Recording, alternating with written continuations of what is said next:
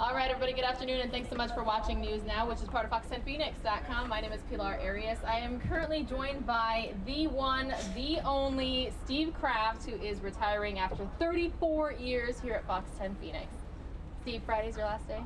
Friday's my last day. Congratulations. Thank you so much. I really appreciate it. Viewers ask all the time how old I am, and I'm going to give them a chance to find out. It's less than the number of years that you've been here. It's younger than. Wow, now I really feel ancient. How did you survive 34 years at the same station? Well, I don't even feel like I've been here that long. Really?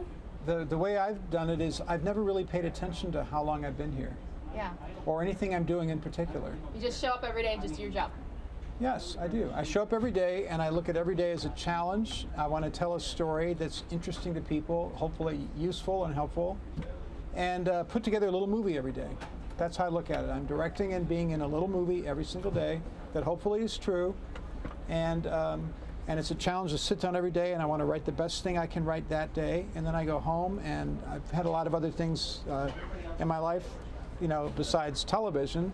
So that's good. Right. So the outside activities. Right, and family and all that kind of stuff. So I've never really been obsessed with my job. I just want to do it well, because I enjoy it. I feel privileged to be doing this at all. Yeah, we're showing a bunch of old footage, by the way, of your work, by the way. I'm really lucky to have gotten the job. I mean, statistically, if we're working in this field, we're lucky. And it's not really even work, really. Right. I mean, look at this stuff you're playing with, all this cool technology and talking to people all over the world, and you know, other people are like really sweating it out behind cubicles, or they're on assembly lines, they're, you know, working on cars or manual building houses. labor, Yeah, right, and I've done some of those things really incompetently. And so to be doing this job is a cake job, even on the hardest day. Yeah. Speaking of the hardest days, did it have to do with political coverage, or what would you say? Well, those are the longest days. I mean, I've had 22.5-hour days on the road, literally, with an hour and a half of sleep. And so those are the hard days, and but that's pure adrenaline. The hardest days for me are the sad crime days, the tragic loss of life days, the funerals for children days, and frankly, I will not miss that. Yeah. That's soul-crushing stuff that reporters are exposed to and photographers are exposed to personally. And it's nothing like first responders. Right. They're really exposed to it. We're exposed to it just after them. But it doesn't make it any less disturbing for us. I won't miss that. I won't miss door knocks. I won't miss you know, the grisly body count of Spot News. Right. I will not miss that. But what I will miss, though, are some wonderful people and great opportunities to tell stories, to work undercover, is what you're seeing right here. And that was, you know, something I did back in the day. I was an investigative reporter here for about 5 years. This was a bust of a fraudulent telemarketing scheme. And we really, you know, I had to put on a disguise, and I had a hidden camera, and the good old days. I had my life threatened, and it was one of those indelible experiences that you go through. And I'm glad that's over, frankly. It was nerve-wracking, but it was a good story. So I've enjoyed all that, but I don't think any reporter or photographer enjoys tragedies. It makes us sad. We're all human beings. We all care about people, and you know, one thing I've learned is the vast majority of people, even in the roughest places, are super nice. Yeah. They really are. There's a very small percentage of people that do the bad things. Most things go right. Most people are good Samaritans. Most people do the right thing. Most people are honest. I mean, all of that is true. So when you see the news, put it in perspective, you are seeing the sort of the exceptions to the rule. That's what the news is. It's not what's normally happening. It's some abnormal event that somebody's responsible for a lot of the time. So I always remember that, because many more things go right than go wrong in the world on a daily basis. Right. Put it that way. So we are matching right now with our glasses. Yeah, how do you like that? You're purple, I'm blue. And that's just because I was just walking past your desk and you're asking you to be on, and you're like, hey, I like your glasses. I was like, all right, let's do the glasses thing. If you had to give advice to, I mean, I've almost been in the industry for a decade already. I can't believe it. But I'm still a youngin in terms of journalism. If you had to give advice to us young journos, what would you say?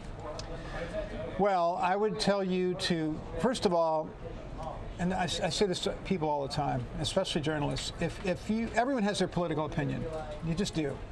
And if you have a conservative bent, immerse yourself in liberal media as well. If you're a liberal person, as a lot of people are in media, read conservative papers and consume conservative content, which I've always made a point of doing on both sides. You have to have a huge breadth of information. You have to know a little bit about everything. You have to be the kind of person who would do well on Jeopardy. That'll make you a better reporter. You have to be insatiable in your curiosity. And the other thing is, I would tell a journalist to always try to put things in context. So, for example, we do a couple stories about miserable crimes. Yeah. All right, what is the overall crime rate? The overall crime rate in the Valley, and generally even in the country, is probably less than it was 20 years ago. Right. You might not know that watching the news. You might think there's this incredible crime wave. In most places, there really isn't one. Now, there are some parts of the city and the Valley where there are serious problems. But in many places, there's many neighborhoods in 34 years in the Valley I've never been to.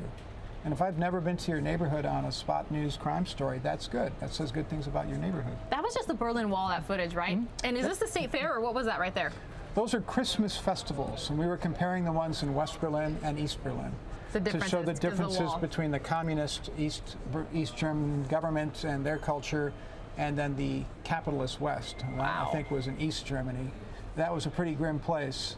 And West Germany was, of course, a prospering first world nation, and they make Mercedes and BMWs and VWs in the west part. In the old east part, they made really miserable, bad Trabants, their old cars. This woman was a brain surgeon who was making no money at all, living in East Berlin.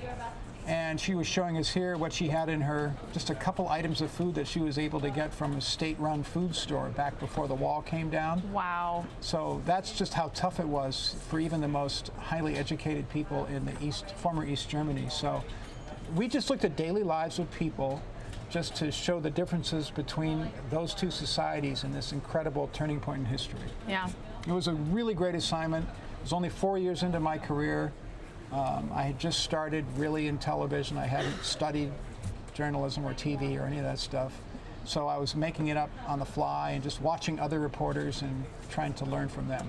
That's kind of how I did it. So thank you for being here. The reason I asked you today is because this is our last day working together, because your last day is Friday, but I have tomorrow and Friday off. Oh. So I just kind of, just the news and hours, just to kind of document it and your journey and where you've been and where you're going. What are you going to do with your free time?